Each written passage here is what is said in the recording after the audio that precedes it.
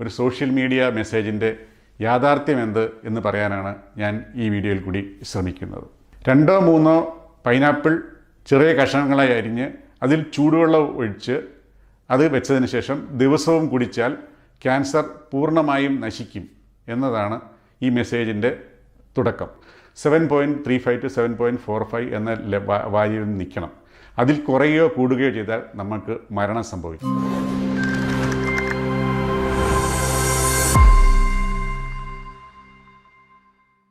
എല്ലാവർക്കും നമസ്കാരം. ഞാൻ doctor Jojo V Joseph, Kottayam Caritas cancer ഇൻസ്റ്റിറ്റ്യൂട്ടിലെ സീനിയർ കൺസൾട്ടൻറ്റ് ഓങ്കോ സർജനാണ്. ദയവായി ചൂട് പൈനാപ്പിൾ വെള്ളം പ്രചരിപ്പിക്കുക എന്ന ഹെഡ്ലൈനോടുകൂടി ഇറങ്ങിയിരിക്കുന്ന ഇപ്പോൾ വൈറലായിക്കൊണ്ടിരിക്കുന്ന ഒരു സോഷ്യൽ മീഡിയ മെസ്സേജിൻ്റെ യാഥാർത്ഥ്യം എന്ത് എന്ന് പറയാനാണ് ഞാൻ ഈ വീഡിയോയിൽ കൂടി ശ്രമിക്കുന്നത്. 2-3 പൈനാപ്പിൾ ചെറിയ കഷണങ്ങളായി അരിഞ്ഞ് അതിൽ ചൂടുവെള്ളം ഒഴിച്ച് അത് വെച്ചതിന് ശേഷം ദിവസവും കുടിച്ചാൽ ക്യാൻസർ പൂർണ്ണമായും നശിക്കും എന്നതാണ് ഈ മെസ്സേജിൻ്റെ തുടക്കം.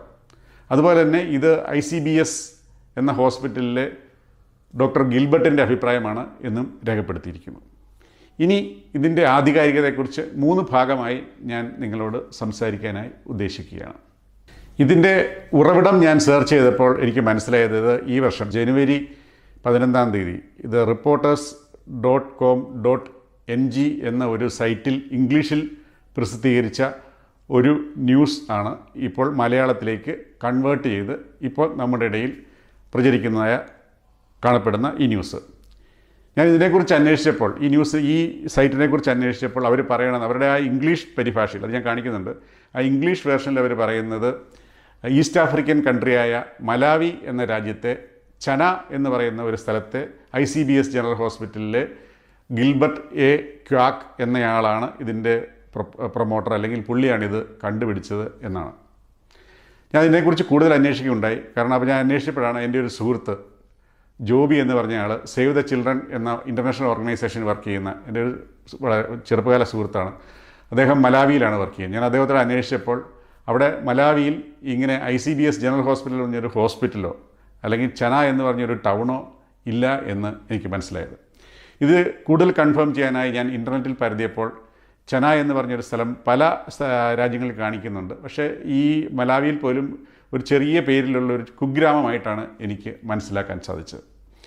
അതുപോലെ തന്നെ ഇതിനെക്കുറിച്ച് കൂടുതൽ പരതിയപ്പോൾ ഈ ന്യൂസിൻ്റെ താഴെ തന്നെ, ഈ ഇംഗ്ലീഷ് ന്യൂസിൻ്റെ താഴെ തന്നെ ഇവരെല്ലാം പലരും ഇത് സെർച്ച് ചെയ്ത് ഈ ഗിൽബർട്ട് എന്ന് പറയുന്ന ആളെക്കുറിച്ച് സെർച്ച് ചെയ്യുമ്പോൾ അദ്ദേഹം ഒരു പത്രമാധ്യമത്തിലെ ഒരു റിപ്പോർട്ടർ മാത്രമാണ് എന്നുള്ള രീതിയിലാണ് അതിൻ്റെ താഴെ ഒത്തിരി ഇത് തെറ്റാണ് എന്നും കൊടുത്തിരിക്കുന്നതായി എനിക്ക് മനസ്സിലാക്കാൻ സാധിച്ചു.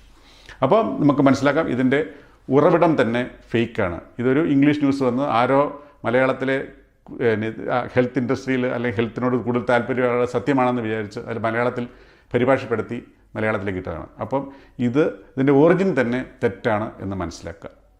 ഓക്കെ, ഇനി ഈ മെസ്സേജ് തെറ്റാണെങ്കിൽ ഈ മെസ്സേജ് പറഞ്ഞിരിക്കുന്ന കാര്യങ്ങളിൽ എന്തെങ്കിലും വാസ്തവമുണ്ടോ എന്നും കൂടെ ഞാൻ പറയണ്ടേ. അവർ പറയണത് ഇങ്ങനെ ചൂടുവെള്ളം ഒഴിച്ച് വെച്ചിരിക്കുന്ന പൈനാപ്പിൾ കുറച്ച് ദിവസം കഴിയുമ്പം ആൽക്കലൈനായി മാറുമെന്നാണ്. നമുക്കറിയാം പൈനാപ്പിൾ എന്ന് പറയുന്ന ഒരു അസിഡിക് ഫ്രൂട്ടാണ്.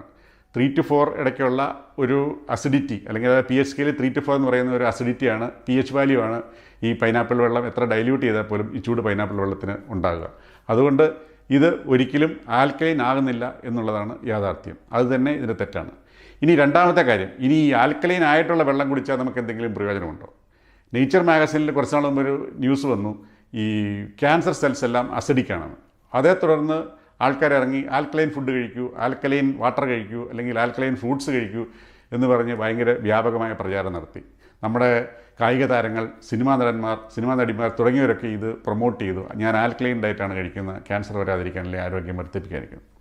അപ്പോൾ പക്ഷേ അത് ശരിക്കും തെറ്റായ ഒരു ധാരണയാണ്. എന്താണ് നമ്മുടെ ശരീരത്തിൻ്റെ അസിഡിറ്റി അല്ലെ ആൽക്കലൈനിറ്റി, അതായത് ക്ഷാരാംശമോ അസിഡിറ്റിയോ, അതായത് നമ്മുടെ രക്തത്തിൻ്റെ എക്സാമ്പിൾ എടുത്തുള്ളൂ, 7.35 to 7.45 എന്ന വാല്യൂവിൽ നിൽക്കണം.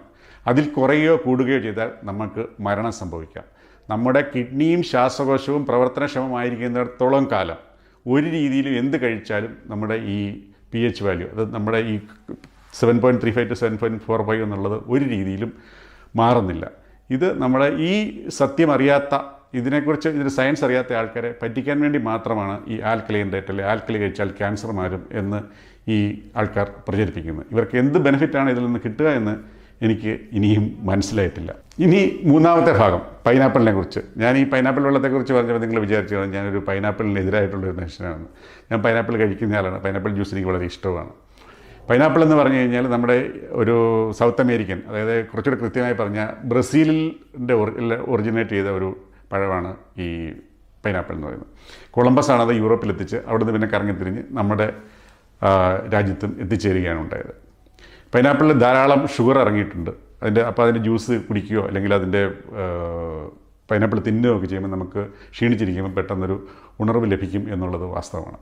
അതുപോലെ തന്നെ ധാരാളം ഫൈബർ, വൈറ്റമിനുകൾ, ധാതു ലവണങ്ങൾ, ഫാറ്റില്ല, അങ്ങനെ ഒത്തിരി കാര്യങ്ങൾ അടങ്ങിയിട്ടുള്ള ഒരു നല്ല ഫ്രൂട്ടാണ് ഈ പൈനാപ്പിൾ എന്ന് പറയുന്നത്. അതുകൊണ്ട് നമുക്ക് പൈനാപ്പിൾ ധൈര്യമായി ഉപയോഗിക്കാം. പക്ഷേ ക്യാൻസർ ചികിത്സയ്ക്കോ ക്യാൻസർ വരാതിരിക്കാനോ ഉപയോഗിക്കാതിരിക്കുക.